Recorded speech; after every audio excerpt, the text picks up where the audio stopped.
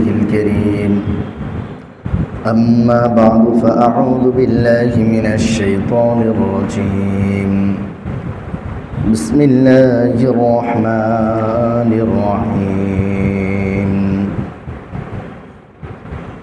فأزلهما الشيطان عنها فأخرجهما مما كانا فيه وقلنا اهبطوا بعضكم لبعض عدو ولكم في الأرض مستقر ومتاع إلى حين আমরা সকলেই দরুদ শরীফ পড়ি আল্লাহুম্মা সাল্লি আলা মুহাম্মাদিন ওয়া আলা আলি মুহাম্মাদ কামা সাল্লাইতা আলা ইব্রাহিম ওয়া আলা আলি ইব্রাহিম ইন্নাকা হামিদুম মাজিদ আল্লাহুম্মা বারিক আলা মুহাম্মাদিন ওয়া আলা আলি মুহাম্মাদ কামা বারাকতা আলা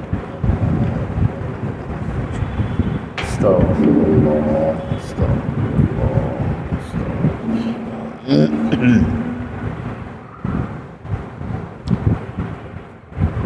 আলহামদুলিল্লাহ আল্লাহ তাআলার দয়া ও মেহেরবানি যিনি আমাদেরকে আজকের এই সাপ্তাহিক তাফসীরুল কোরআন মজলিসে আসার বসার তৌফিক দান করেছেন।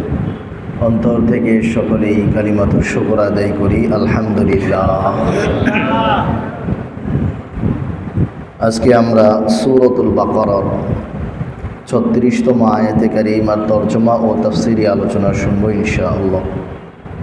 আল্লাহ রাব্বুল আলামিন বলেন ফাআযাল্লাহুমা আশ-শাইতানু আনহা ফাআখরাজাহুমা মিম্মা কানা ফি, শয়তান তাদের দুজনকে পদস্খলিত করে দিল। কোত্থেকে? জান্নাত থেকে।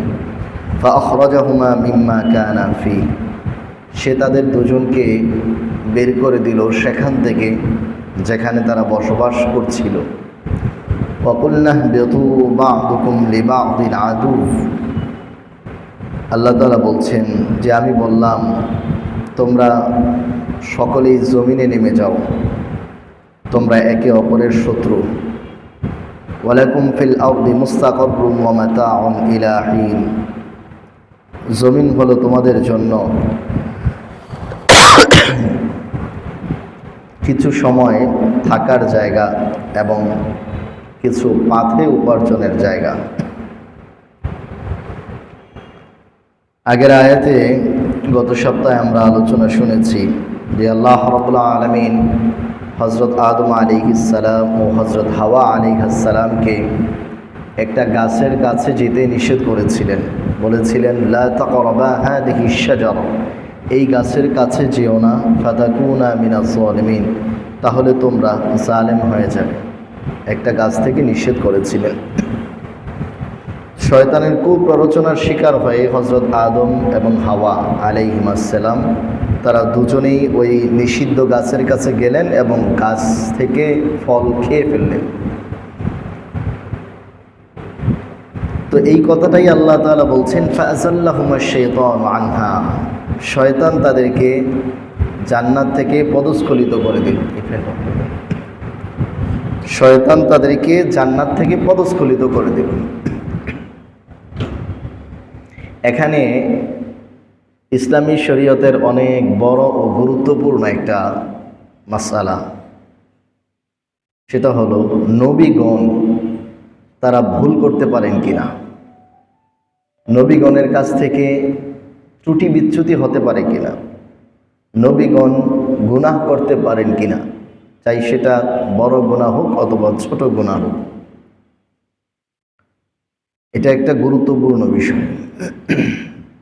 আহলে সুন্নাত ওয়াল জামাতের যত আলেম রয়েছেন সবাই এই ব্যাপারে ঐক্যমত যে আল আম্বিয়াউ মাসুমুন, সমস্ত নবীগণ নিষ্পাপ। সমস্ত নবীগণ কি? নিষ্পাপ। নবীরা কোনো গুনাহের কাজ করতে পারেন না। এটা সমস্ত আহলে সুন্নাত ওয়াল জামাতের সবাই এই ব্যাপারে একমত যে নবীরা কোনো গুনাহের কাজ করতে পারেন না।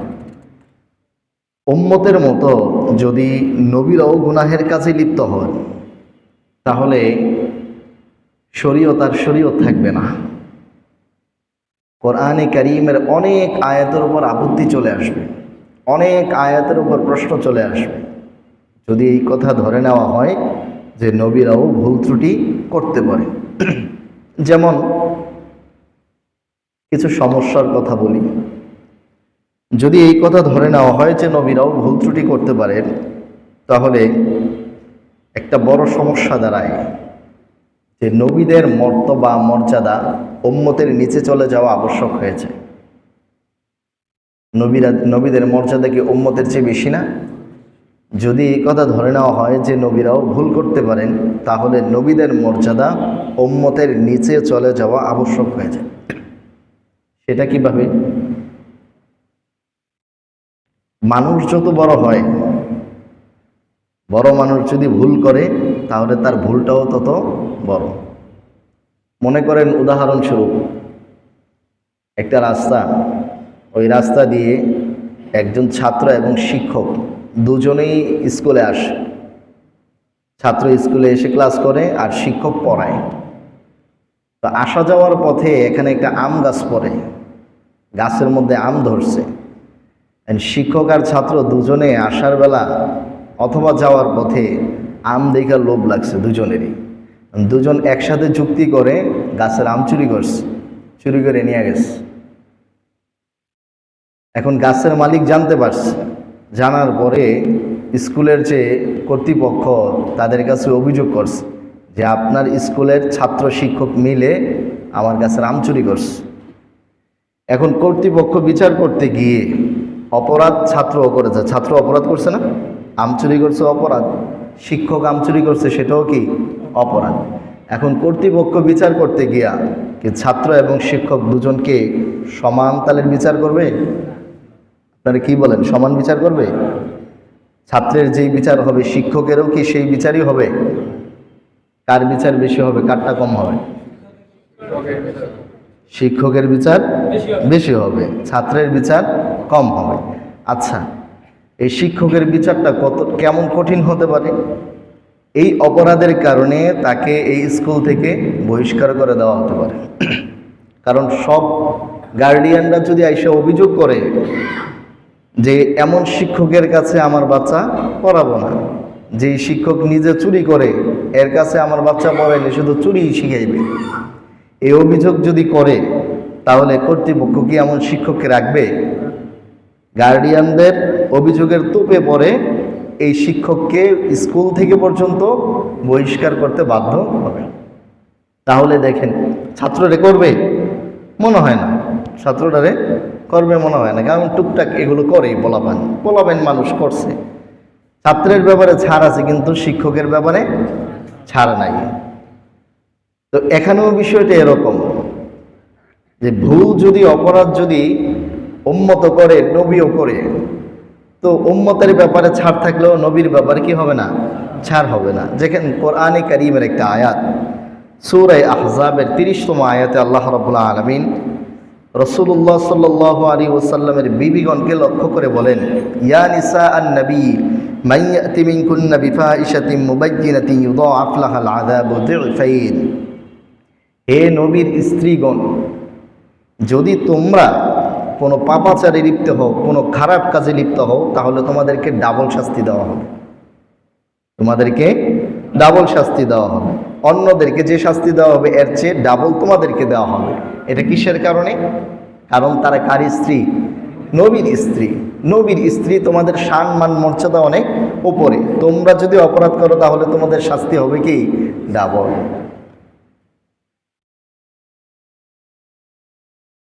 তাহলে যদি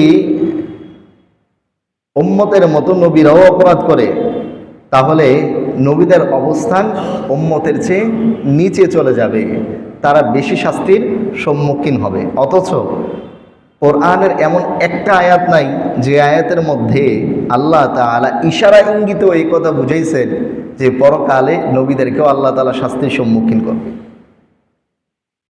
নবীদেরকেও শাস্তির সম্মুখীন করবে এমন একটা আয়াতও নাই। এর দ্বারা প্রমাণিত হয় যে নবীরা কি করতে পারেন না? ভুল করতে পারেন না। নবীরা মাসুম। দ্বিতীয়ত, যদি এই কথা ধরে নেওয়া হয় যে নবীরাও ভুল করতে পারেন, তাহলে শরীয়তের জ্ঞান উম্মত নিবে কার কাছ থেকে? নবীরাও যদি গুনাহ করতে পারে, ভুল করতে পারে, নবীরাও যদি মিথ্যার আশ্রয় নিতে পারে, তাহলে শরীয়তের জ্ঞান উম্মত নিবে কার কাছ থেকে?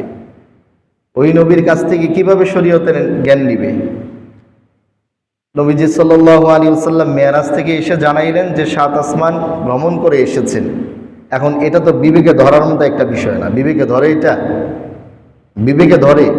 যা সত্যি তা বলেন, বিবেকে তো ধরে না এটা, যে এত অল্প সময়ের মধ্যে এটা কেমনি কি?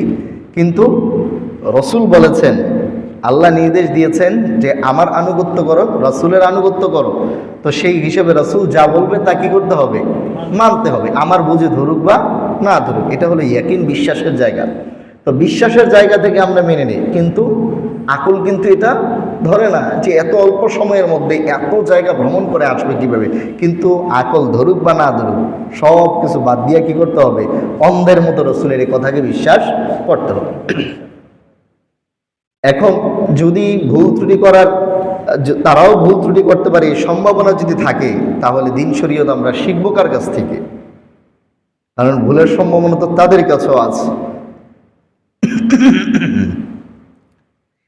তৃতীয়ত, আল্লাহ রাব্বুল আলামিন কোরআনে কারীমের সূরা আহজাবের 57 নম্বর আয়াতে ইরশাদ করেন, ইন্নাল্লাযীনা ইউযুনাল্লাহা ওয়া রাসূলাহু লা'নাহুমুল্লাহু ফিদ দুনিয়া ওয়াল আখিরাহ ওয়া লাহুম আযাবুন আলীম। যারা আল্লাহকে কষ্ট দেয়, যারা রাসূলকে কষ্ট দেয়, তাদেরকে আল্লাহ তাআলা দুনিয়াতেও অভিশাপ দেন, পরকালেও অভিশাপ দেন, তাদের জন্য রয়েছে যন্ত্রণাদায়ক শাস্তি। তাহলে আল্লাহ রাব্বুল আলামিন এখানে কষ্ট দেওয়ার ক্ষেত্রে নিজের কথা আনলেন এবং রসুলের কথাও আনলেন। এখন রসুলটা যদি অন্যায় অপরাধ করতে পারে, করার সম্ভাবনা থাকে, তারাও করে, তাহলে মানুষ তো কষ্ট দিবে। মানুষ কষ্ট দিবে না? কারো গাছের ফল যদি না বলে কোনো রসুল খেয়ে ফেলে, কোনো নবী খেয়ে ফেলে, তাহলে মানুষ তাকে ধমকাইবে না? তো ধমকাইলে মনের মধ্যে কষ্ট যাবে না? তো আল্লাহ তাআলা কেন এই কথা বলছেন? তাহলে নিশ্চিত আল্লাহ তাআলার এই কথাই প্রমাণ বহন করে যে তারা অন্যায় অপরাধ করতে পারে না। যদি করতে পারতো তাহলে আল্লাহ এই কথা বলতেন না, যে তাদেরকে কষ্ট দিলে দুনিয়া ও আখিরাতে তোমাদের জন্য অভিশাপ এবং পরকালে তোমাদের জন্য যন্ত্রণাদায়ক শাস্তি। কথাটা বুঝতে পারছেন? যেহেতু আল্লাহ তাআলা এটা এভাবে বলে দিয়েছেন, এটাই প্রমাণ বহন করে যে নবীরা কি করতে পারেন না? অন্যায় অপরাধ করতে পারে না। আল্লাহ রাসূল সাল্লাল্লাহু আলাইহি ওয়াসাল্লাম, আল্লাহ তাআলা নির্দেশ দিয়েছেন সূরা আলে ইমরানের 31তম আয়াতে, কুল ইন কুনতুম তুহিব্বুনাল্লাহা ফাত্তাবিউনি। হে নবী, আপনি বলে দিন, যদি তোমরা আল্লাহ তাআলাকে ভালোবেসে থাকো, ভালোবাসতে চাও, ফাত্তাবিউনি, তাহলে তোমরা আমি নবীকে অনুসরণ করো, আমার অনুসরণ করো। তাহলে নবীরা যদি ভুল ত্রুটিও করতে পারে, অন্যায় অপরাধ করে, তাহলে এই অনুসরণ করো এই কথার মধ্যে ভালো কাজেরও অনুসরণ চলে আসে, যে মন্দ কাজগুলো করবে সেটারও অনুসরণ চলে আসে। তা আল্লাহ তাআলা কি কখনো রসুলকে এই কথা শিখিয়ে দিবেন যে ভালো কাজ এবং মন্দ কাজ উভয় কাজে আমাকে অনুসরণ করো? আর যদি রসুলরা মন্দ কাজও করতে পারে, তাহলে তারা কি অনুসরণের যোগ্য থাকে? থাকে না। তো ইত্যাদি তাফসিরে কবির ইমাম রাজি রহমতুল্লাহ আলাইহি প্রায় 14টা কথা এনেছেন, এরকম 14 থেকে 15টা কথা এনেছেন, যে যদি রসুলদেরকেও আমরা এটা ধরে নেই যে রসুলরাও অন্যায় অপরাধ করতে পারে, ভুল ত্রুটি করতে পারে, তাহলে এই এত এত এত এত সমস্যা সামনে চলে আসে। তাহলে এই যা আলোচনা করলাম, এর থেকে আপনাদের কাছে আশা করি বিষয়টা স্পষ্ট হয়ে গেছে যে আল আম্বিয়া ও মাসুমুন, সমস্ত নবীরা কি নিষ্পাপ, সমস্ত নবীরা কি নিষ্পাপ। নবীরা কোনো কি করতে পারে না? অন্যায় অপরাধ করতে পারে না। নবীরা অন্যায় অপরাধ করতে পারে না, ঠিক আছে, এটা তো ধরে নিলাম, বুঝেও নিলাম। কিন্তু হযরত আদম আলাইহিস সালাতু ওয়াস সালাম এটা কি করলেন? আল্লাহ নিষেধ করছেন এই গাছের কাছে যাইতে, লা তাকরাবা, নিষেধ শব্দ এখানে উচ্চারণ করেছেন আল্লাহ, যে এই গাছের কাছে যেও না। তো তিনি তো গাছের কাছে গেলেন এবং ফলও খেয়ে ফেললেন, তো এটা কি করলেন? প্রশ্ন আসে না? তো এটা কি করলেন? এটার উত্তর হলো, মুফাসসিরিনে কেরাম উত্তর দিয়েছেন যে অন্যায় দুই ধরনের, অপরাধ দুই ধরনের।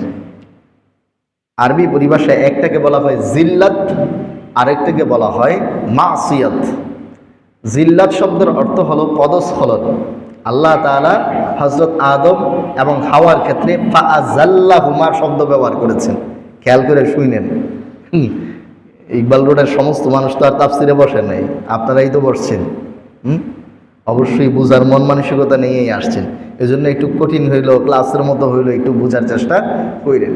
অমনোযোগে বয়ে থাকলে কোনো লাভ নেই। আল্লাহ তাআলা এখানে ফাআযাল্লাহুমা শব্দই ব্যবহার করেছেন, জিল্লাত শব্দই ব্যবহার করেছেন। জিল্লাত, আযাল্লা জিল্লাত থেকে, একটা হলো জিল্লাত, আরেকটা হলো মাসিয়াত। জিল্লাত কাকে বলে, মাসিয়াত কাকে বলে? জিল্লাত শব্দের অর্থ হলো পদস্খলন, মাসিয়াত শব্দের অর্থ হলো অবাধ্যতা। মাসিয়াত বলা হয়, অবাধ্যতা বলা হয়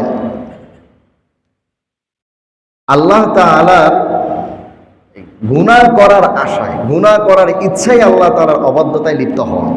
গুনাহ করার ইচ্ছায় আল্লাহর অবাধ্যতায় লিপ্ত হওয়া। ইচ্ছাও হলো গুনাহ করা, আর যেটা করতেছে এটাও আল্লাহ তাআলার অবাধ্যতা। গুনাহ করার ইচ্ছায় আল্লাহ তাআলার অবাধ্যতায় লিপ্ত হওয়া, এটাকে বলা হয় মাসিয়াত। আর ভালো কোনো ইচ্ছায় কোনো কাজ করা, কিন্তু কাজটা হয়ে গেছে অন্যায়, এটা হলো জিল্লাত। উদাহরণ দিই একটা, তাহলে বুঝবেন ভালো করে। আপনি রাস্তা দিয়ে যাচ্ছেন, ড্রেনের পাশে একেবারে কাছাকাছি ড্রেন ঘেঁষে একজন একটা রিক্সা, একটা অটো রিক্সা রাখছে ড্রেন ঘেঁষে। আপনি যাওয়ার পথে আপনি দেখলেন রিক্সাটা যদি খালি একটু ওইদিকে গেছে, তাইলে একেবারে ড্রেনের মধ্যে পড়ে যাব। পড়ে নাই কিন্তু আপনার কাছে মনে হইতেছে যে আরে গরিব মানুষের রিক্সা, এটা একটু ওইদিকে গেলে ড্রেনের মধ্যে পড়ে যেতে পারে। তো এখন আপনি জীবনে তো রিক্সা ধরেন নাই, এখন এটারে ধরতে গিয়া রিক্সাটারে আপনি হালাই দিচ্ছেন। কথাটা বুঝছেন? রিক্সা ধরে গিয়ে এটারে, এই বাচ্চার জন্য মায়া হয়েছে, এটা ঠিক করতে একটু দূরে নিয়ে রাখতে গিয়া রিক্সা চালানো কিন্তু কঠিন আছে, অনেক কঠিন। ছোটবেলায় আমি ভাবছিলাম যে এটা মনে খুব খুব সহজ কাজ, কিন্তু মারাত্মক কঠিন। এটা যেদিকে যাইতেই থাকে, এইটার জন্য টেকনিকের দরকার আছে। তো এখন ওই রিক্সা এটারে আপনি একটু দূরে নিতে গিয়ে এখন এটা গিয়ে ড্রেনের মধ্যে পইরা এটার মোটামুটি চাক্কা চোকা যা ভাঙারটা ভেঙে গেছে। এখন এই রিক্সাওয়ালা বেচারা চা খাইতেছে, দৌড়ে আসছে। কি করলেন ভাই, আপনি আমার রিক্সাটা ফালাইলেন কে?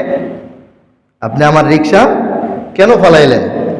এখন সে বলতেছে যে ভাই, আপনার রিক্সা একেবারে কাছাকাছি ছিল, আমি ভাবছিলাম যে পড়ে যাব, আমি রিক্সাটাকে উদ্ধার করার জন্য একটু দূরে নিতে চাইছিলাম, আমি পড়ে গেছে, পরে ভেঙে গেছে। এই রিক্সাওয়ালায় মানবে এটা?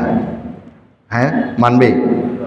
রিক্সাওয়ালা বলবে তোর মিয়া আপনি কথা বলেন, আপনি আমার রিক্সা ফালাইছেন কে?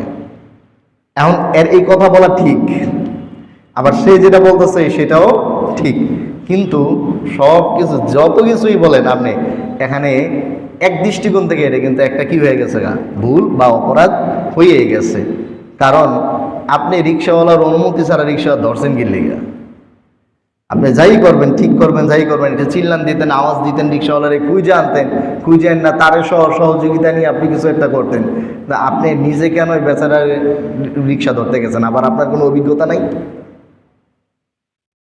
তা এখন সে যে ইচ্ছা করছিল, ইচ্ছাটা ভালো না খারাপ বলেন দেখি?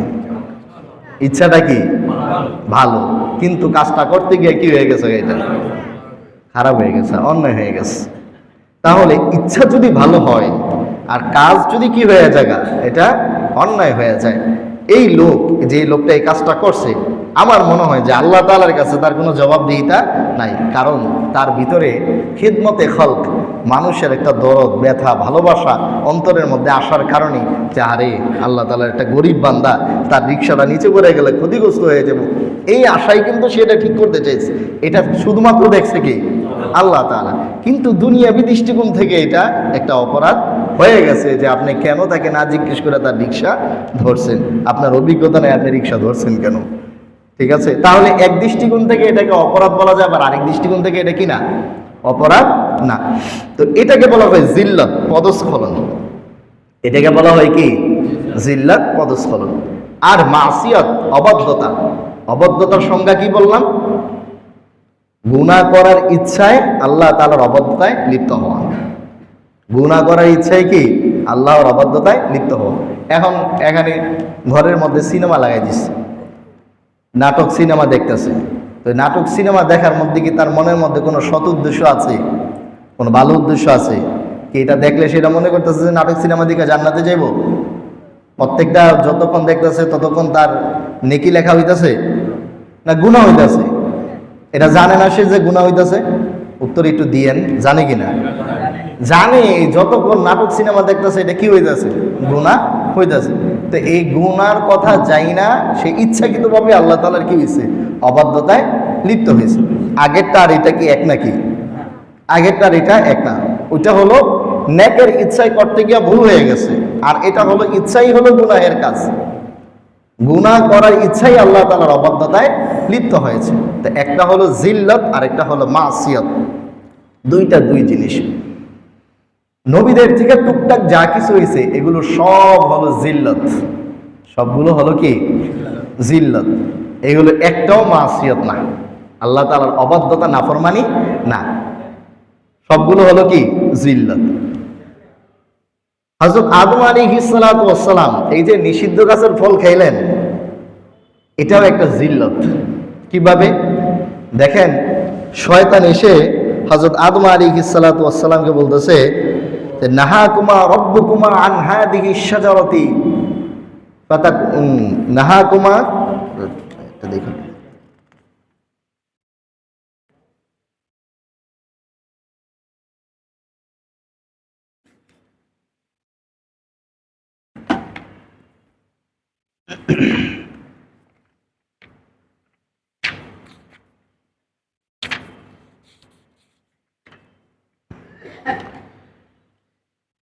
ইবলিস এসে হযরত আদম আর হাওয়াকে এসে খুব প্ররোচনা দিচ্ছে যে ক্বালা মা নাহাকুমা রাব্বুকুমা আন হাদিহিশ শাজারাতি ইল্লা আন তাকুনা মালাকাইনি আও তাকুনা মিনাল খালিদিন। ইবলিস এসে বলতেছে আদম এবং হাওয়াকে যে এই গাছ থেকে আল্লাহ তাআলা তোমাদেরকে নিষেধ করেছেন যাতে করে তোমরা দুইটা জিনিস না হইতে পারো। প্রথমত যাতে করে তোমরা ফেরেশতা না হইতে পারো, দ্বিতীয়ত যাতে করে তোমরা চিরস্থায়ী চিরঞ্জীব না হইতে পারো। এই জন্য আল্লাহ তাআলা তোমাদেরকে এই গাছের ফল খাইতে নিষেধ করেছেন। সূরা তাহা এর মধ্যে স্পষ্টভাবে আসছে, হাল আদুল্লুকা আলা শাজারাতিল খুলদি ওয়া মুলকিন লা ইয়াবলা। এমন একটা গাছের কথা বলবো, এমন একটা গাছের সন্ধান দিব তোমাদেরকে যে গাছের ফল খাইলে তোমরা চিরঞ্জীব হয়ে যাবে, জীবনে আর মরবা না। ঠিক আছে? তাহলে এখানে এসে বললো যে এই গাছ থেকে নিষেধ করা হয়েছে মূলত যাতে করে তোমরা দুইটা জিনিস না হইতে পারো, প্রথমত ফেরেশতা, দ্বিতীয়ত চিরঞ্জীব। এই দুইটা জিনিস যাতে না হইতে পারো। তো এখন হযরত আদম আলাইহিস সালাতু ওয়াস সালাম তিনি দেখলেন যে ফেরেশতারা হলো আল্লাহ তাআলার একেবারে কাছাকাছি। আল্লাহ তাআলা প্রথম মাশওয়ারাটা কার সাথে করছে? কার সাথে করছে? প্রথম মাশওয়ারাটা ফেরেশতাদের সাথে করছেন না?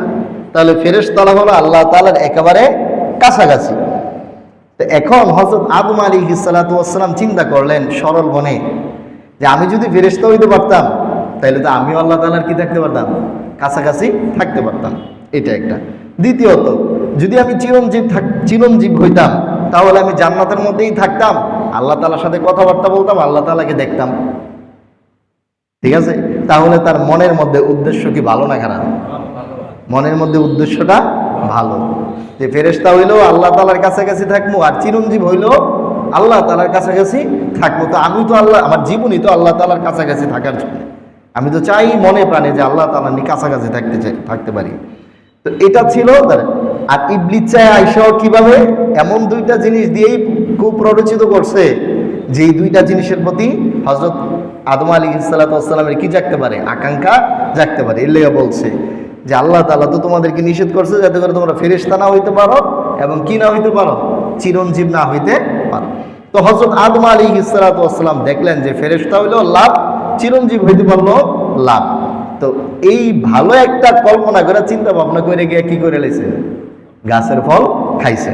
এখন বলেন দেখি সংজ্ঞা হিসাবে এটা কি জিল্লতের মধ্যে পড়ে না মাসিয়তের মধ্যে পড়ে? কিসের মধ্যে পড়ে? জিল্লত আর মাসিয়ত বোঝেন তো নাকি? এটা জিল্লতের মধ্যে পড়ে, যে উদ্দেশ্য ভালো কিন্তু কাজটা হয়ে গেছে কি খারাপ, অন্যায়। এরপরে ইবলিস এসে শুধুমাত্র প্রলোভন দিয়েই ক্ষান্ত হয়নি। হযরত আদম আলাইহিস সালাতু ওয়াস সালাম তো লড়েন চড়েন না, উনি দাঁড়ায় আছেন, না খাইবেন না। তো এই আয়াতের মধ্যে আসছে যে ওয়াকাসামাহুমা ইন্নী লাকুমা আলামিনান নাসিহিন, অবশেষে ইবলিস সে কসম খাইছে, বারবার কসম খাইয়া বলতেছে যে আল্লাহর কসম করে বলি আমি যেটা বলতেছি এটা সত্য বলতেছি।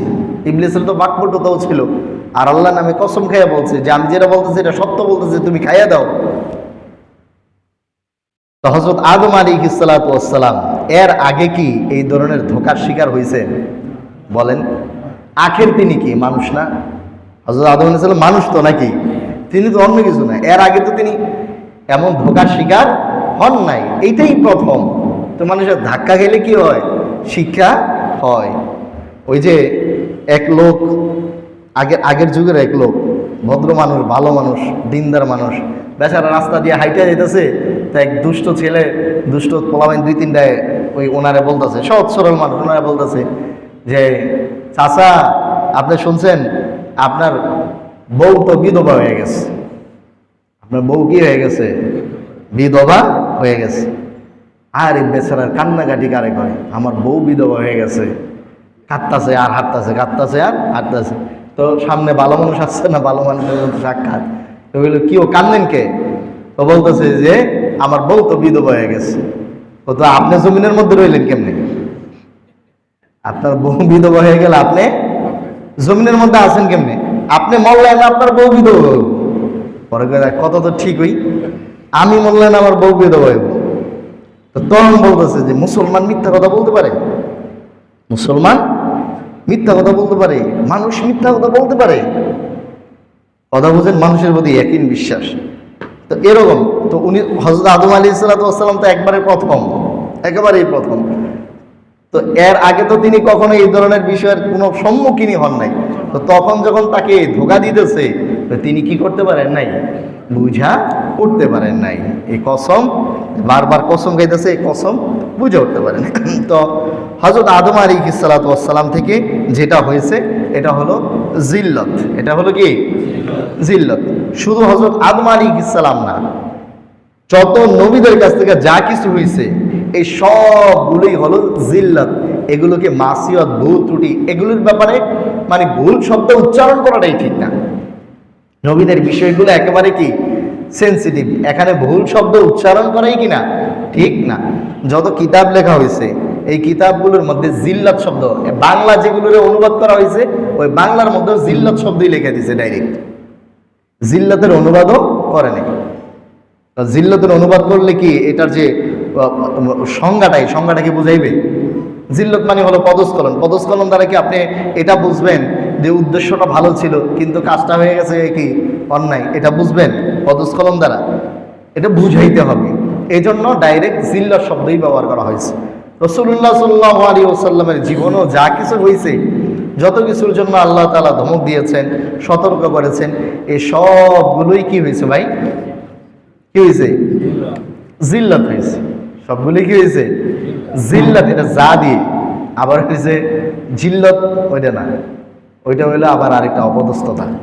জিল্লত ওইটা হলো কি দুরিবাত আলাইহিমুয যিল্লাতু ওয়াল মাসকানা, তাদের উপর অপদস্থতা এবং লাঞ্ছনা চাপিয়ে দেওয়া হয়েছে। ওই দাল দিয়ে যেটা জিল্লত, যেটা আমরা জিল্লত বলি, যে দুনিয়ার মধ্যে লাঞ্ছনা জিল্লত, এটা হলো জাল দিয়ে, ওইটা হলো অপদস্থতা।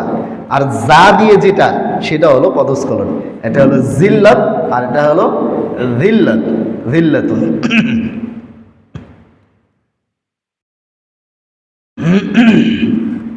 তো নবীদের ব্যাপারগুলো এগুলো একেবারে কি সেন্সিটিভ।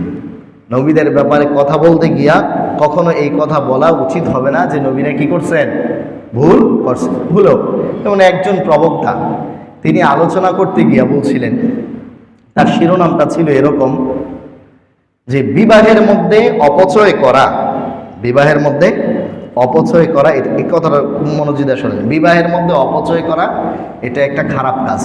আসলে তো অপচয় করা খারাপ কাজ না।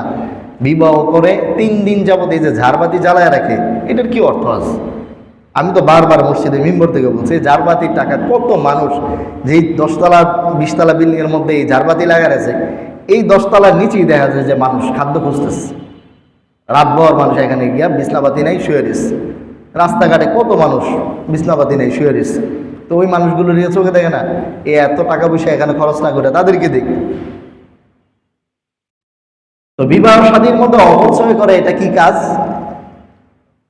খারাপ কাজ। অপচয় এটা কবিরা গুনাহ। সোজা কথায় যেই জিনিসের মধ্যে অপচয় করা হোক, এটা কি হবে? কবিরা গুনাহ হবে। তো এখন এই শিরোনামটা, এটা খুব চমৎকার একটা শিরোনাম, যে বিবাহ শাদীর মধ্যে অপচয় করে এটা কি কাজ? খারাপ কাজ। এখন এটার উদাহরণ এই যে আমি একটা দিলাম, যে ঝাড়বাতি জ্বালায় রাখা, ঠিক আছে, অনেক পরিমাণ খাবারের ইন্তজাম করা, 2 পদ খাওয়ার, বেশি পরিমাণ নষ্ট করা ইত্যাদি, এগুলো তো এটা তো উদাহরণ হতে পারে। কিন্তু উদাহরণ দিতে গিয়া যদি আমি রাসূল সাল্লাল্লাহু আলাইহি ওয়াসাল্লামের জীবনের কোনো একটা বিবাহের ঘটনাকে টেনে আনি, তাহলে এটা কি হবে? ভালো হবে? এটা উদাহরণ দেওয়ার জন্য অন্য কোনো উদাহরণ আমি দেব, কিন্তু রসুলের জীবনের কোনো ঘটনা, রসুলের যে 9 বিবাহ করেছেন এর মধ্য থেকে কোনো এক বিবাহের কথা যদি আমি এখানে টেনে আনি, তাহলে এটা কি হয়ে যাবে? রসুলের ভুল ধরা হয়ে যাবে। কারণ আমার শিরোনাম হলো কি, যে বিবাহের মধ্যে অপচয় করা এটা কি কাজ? হারাম কাজ, খারাপ কাজ, নিষিদ্ধ কাজ। এখন আমি যদি রসুলের জীবন থেকেই একটা উদাহরণ চাই না আনি, যে আল্লাহ রসুল এমন একটা কাজ করছেন, তাহলে এটা কি ঠিক হবে?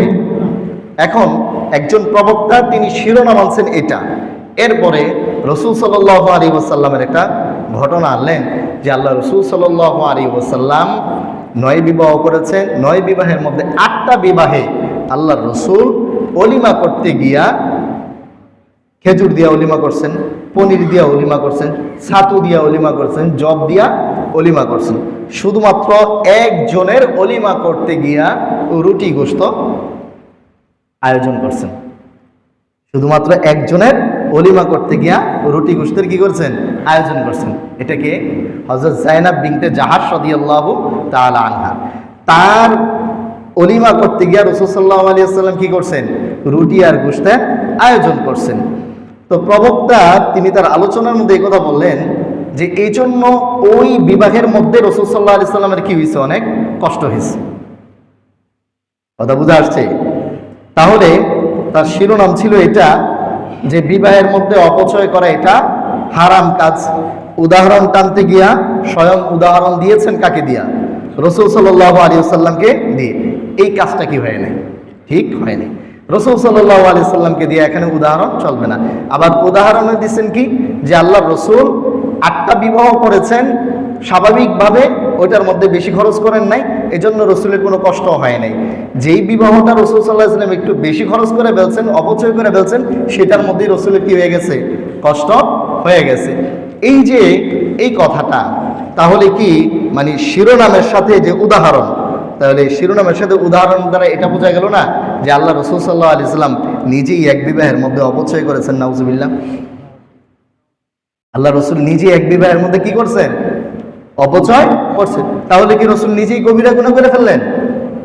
অথচ এই যে অপচয়ের একটা কথা যেটা বললো, যে রাসূল সাল্লাল্লাহু আলাইহি ওয়াসাল্লাম শুধুমাত্র একজনের বিবাহের মধ্যে কি করেছেন? রুটি গোশত দিয়ে করেছেন, আর বাকিগুলো সব এই খেজুর দিয়া, পনির দিয়া, ছাতু দিয়ে, এগুলো দিয়া করছেন। এখন রুটি গোশত দিয়া যে করলেন, এটা কি অপচয় কিনা? হাদিসের কিতাবের মধ্যে এটাকে অপচয় ধরা হয়েছে কিনা, বা কোন হিকমতে আল্লাহ রসুল এই বৈষম্যতাটা করলেন, যে সব আম্মাজানদেরটা 8জন আম্মাজানেরটা করলেন শুধুমাত্র রুটি দিয়া, খেজুর দিয়া, পনির দিয়া, সাধারণভাবে সিম্পল, আর শুধুমাত্র যায়েনাব বিনতে জাহাশেরটা করলেন কি দিয়া? রুটি গোশত দিয়া। এই যে আল্লাহ রসুল এই যে বৈষম্যতাটা করলেন, এই বৈষম্যতা করার কারণে কি রসুল অপচয় করেছেন না কি করেছেন? এই ব্যাখ্যাটা আমরা নিব মুহাদ্দিসিনে কেরামদের কাছ থেকে। আমি নিজে এটা তাহকিক করেছি।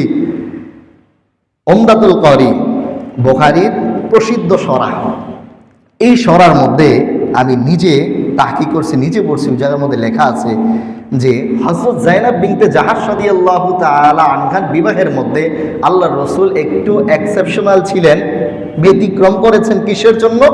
এর একটা কারণ আল্লামা ইমাম কিরমানি রহমতুল্লাহি আলাইহি তিনি বলেছেন যে সব আম্মাজানদের বিবাহ হয়েছে রাসূল সাল্লাল্লাহু আলাইহি ওয়াসাল্লাম সাক্ষীটাকে নিয়ে, সাধারণ বিবাহ যেমন হয় এভাবে হয়েছে। শুধুমাত্র জাইনাব বিনতে জাহাশের বিবাহটা কোরআনে কারীমের আয়াত এসেছে যাওয়াজনা কাহা, আল্লাহ তাআলা বলছেন যে আমি নিজে বিবাহ পড়াইছি। এটা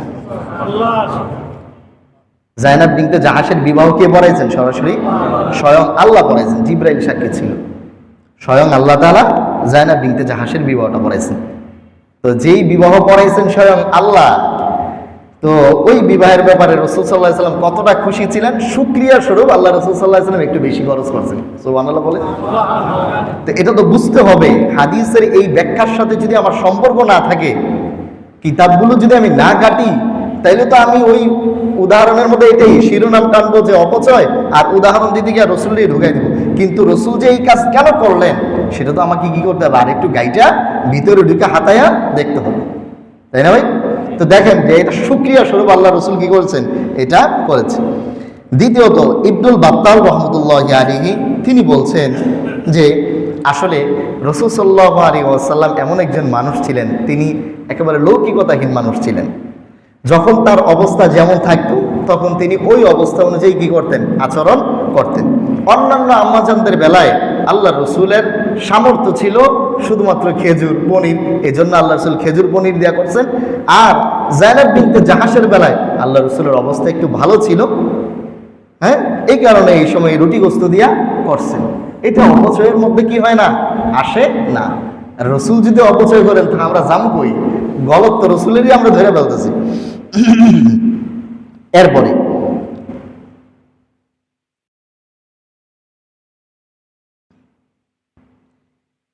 আরেকটা বিষয় যে একাধিক বিবাহ যদি করে তাহলে অলিমার ক্ষেত্রে সমতা রক্ষা করা জরুরি কিনা, এই বিষয়টা আমরা জানবো কার কাছ থেকে?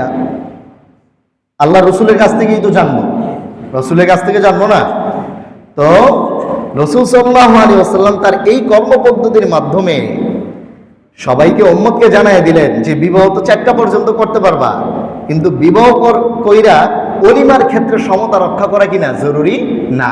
যে একজনেরটা করছো কি দিয়া, খাসি দিয়া, আর আরেকজনেরটা গরু দিয়া করলে অসুবিধা না, এরকম না।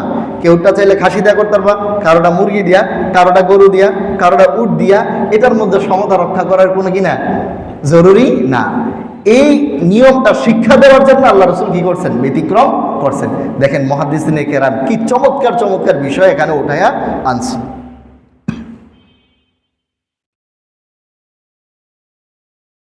এরপরে আরেকজন এই কথা বলছেন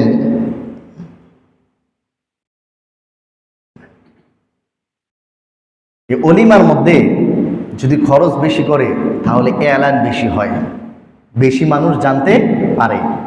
আর আল্লাহ রাসূল সাল্লাল্লাহু আলাইহি ওয়াসাল্লাম এটা বলছেন, আলিনুন নিকাহ ওয়ালাউ কানা বিদ্দুফ, তোমরা বিবাহ কি করো, প্রচার প্রসার করো, এটা খুব বেশি পরিমাণ মানুষকে জানায়া দাও।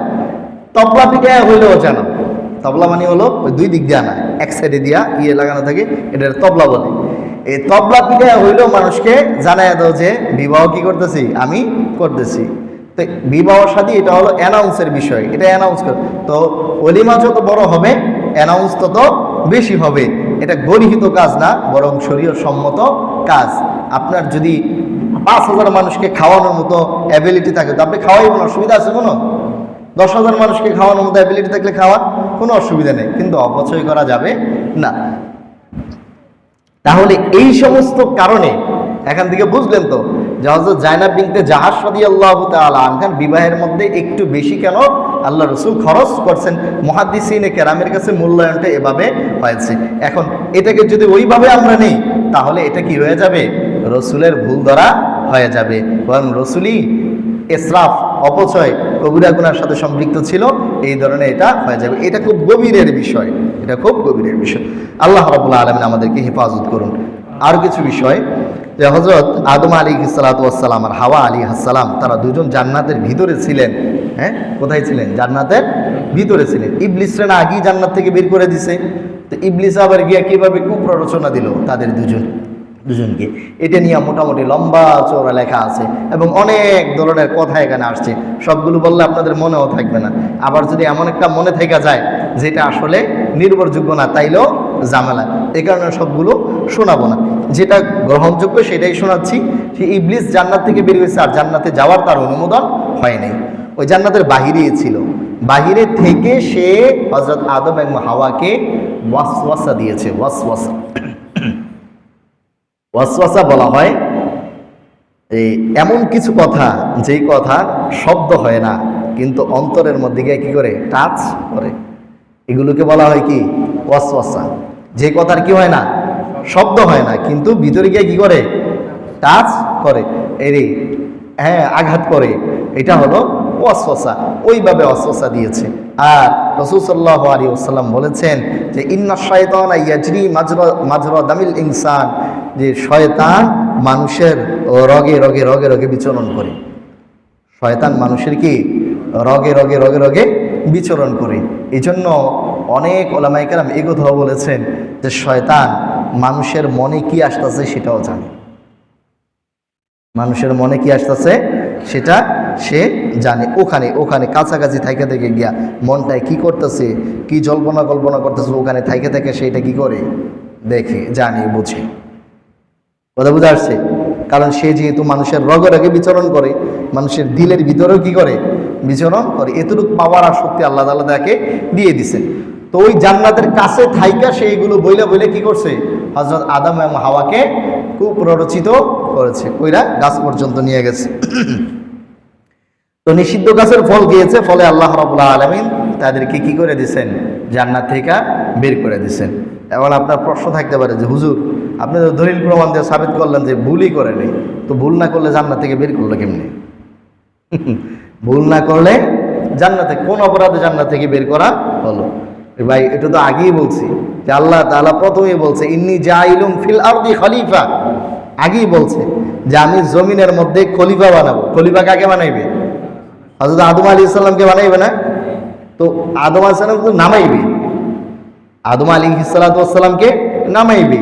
তো নামানোর একটা কারণ হলো এটা, এই যে এটা হলো একটা কি কারণ, তুমি ওই গাছের কাছে কেন গেলা, এটা একটা কারণ। আর আরবিতে একটা কথা আছে হাসানাতুল আবরারি সাইয়্যাতুল মুকাররাবিন, কোন একটা ভালো কাজ মানে একটা বৈধ কাজও যদি কিভাবে বলুন, দূরের মানুষরা যদি অন্যায় করে তারপরে এটা কি করে না, অন্যায় লাগে না, এত গায়ে লাগে না। কিন্তু কাছের মানুষরা যদি হালকা চোখ রাঙানি দেয় তাইলেও এটা কি হয়ে যায়, অনেক গায়ে লেগে যায়। একজন মনে করেন বাদশা, সে তার একজন কাছের পিএইচডি তার দুধ কলা খাওয়ায় ময়ে বড় করছে, অনেক বড় হয়েছে। এরপরে হঠাৎ একদিন বাহিরে বাদশার বিরুদ্ধে বাদশার অপসারণ চায়, স্লোগান উঠছে। তো বাদশা গিয়ে তাকায় দেখে যে প্রথম কাতারের প্রথম যে লোকটা এটা হলো পিএসটা, প্রথম কাতারের প্রথম লোক সে হলো কি পিএস। এখন সবাই স্লোগান দিতেছে, সবার প্রতি বাদশা ক্ষুব্ধ কিনা? সবার প্রতি ক্ষুব্ধ না, কিন্তু সামনের কাতারের প্রথম যে পিএসটা তার প্রতি কেমন ক্ষুব্ধ হবে? মারাত্মক পর্যায়ে না? আর সবাই করছে তুই কেমনি করলি, তোর উপর আমার এত আহসান এত অনুগ্রহ, তুই এটা কেমনে করলি? সবাই যদি পরবর্তীতে নিজেদের ভুল বুঝতে পাইরা আয়েশা বাদশার পায়ে ধরে, বাদশা হয়তো বা মাফ করে দিবে, কিন্তু এই যে পিএস সাহেব তারে মাফ করলো, মুখে মাফ করলো, দিল থেকে আর মাফ করবে? তাকে আগে যে জায়গাটা দিছে এই জায়গাটা কি আর জীবনে দিতে পারবে? জীবনে দিতে পারবে। এটা মানুষের ক্ষেত্রেই এরকম হয়। তো হযরত আদম আলাইহিস সালামকে আল্লাহ রাব্বুল আলামিন নিজের হাতে মহব্বত করে তৈরি করছেন। হযরত আদমকে নিষেধ করছেন ওই গাছের কাছে যেও না, এখন গেছে, জিল্লত হিসাবেই গেছে, কিন্তু আল্লাহ তাআলার কাছে এটা অনেক কঠিন মনে হয়েছে। ঠিক আছে, অন্যান্য তুমি কিভাবে এই গাছের কাছে গেলা? তো এই জন্য আল্লাহ রাব্বুল আলামিন তাকে কি করে দিছে, জমিনে নামায় দিছে। আরও অনেক হিকমত থাকতে পারে, এটা আল্লাহু আলাম। আমাদেরকে আল্লাহ তাআলা যা টুটাফাটা দিচ্ছেন মুফাসসিরিনে কেরামদের কাছ থেকে জানছি, তাই শুনাইলাম। ওমা তাওফীকি ইল্লা বিল্লাহ।